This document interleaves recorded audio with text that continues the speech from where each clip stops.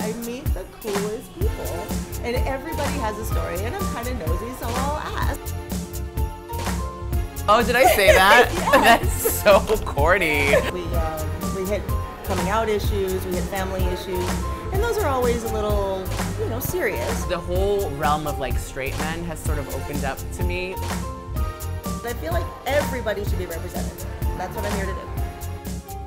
Honey.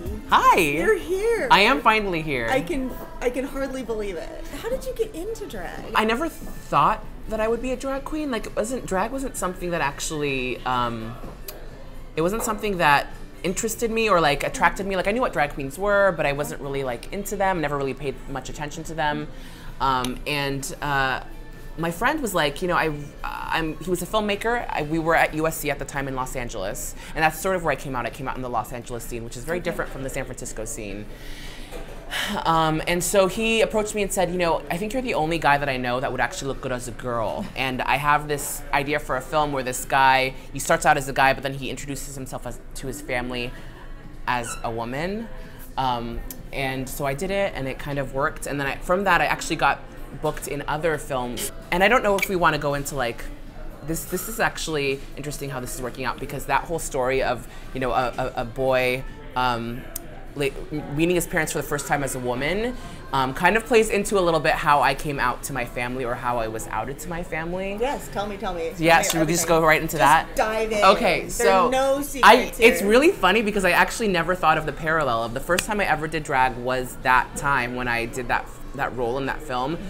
And the way that my parents found out about me being gay is they were sent pictures of me in drag. So it was very— What a way to find out. I know. Well, it was really hard for them. And it was kind of one of those things where like the family, he actually, I think, told his mother, and then like it kind of like went around to the entire rest of the family, and my parents were like the last ones to know. So I think it was really painful for them. Are you in a relationship, or what's going on there, girl? I don't have time for a relationship.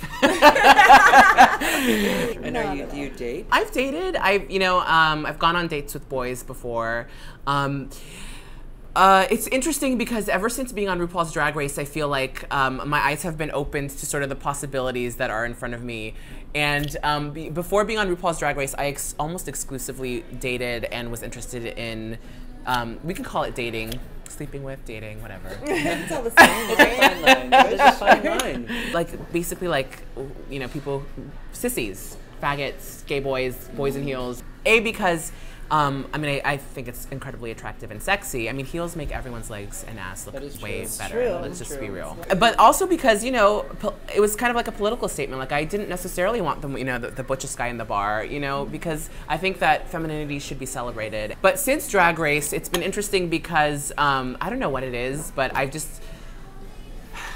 there's the whole realm of like straight men has sort of opened up to me. Straight? Well, so here's the thing.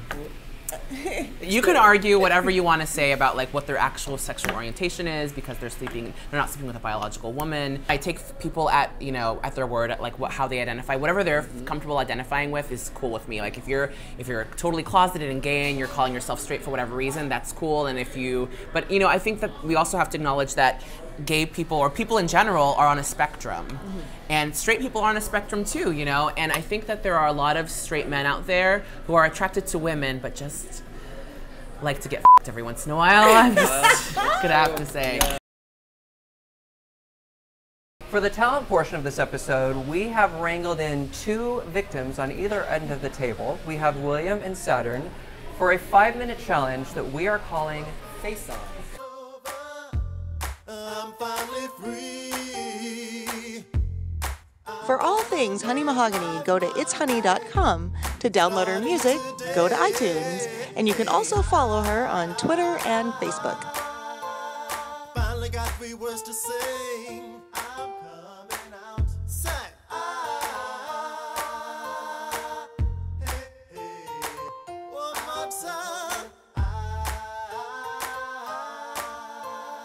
Finally got the words to sing. Yeah.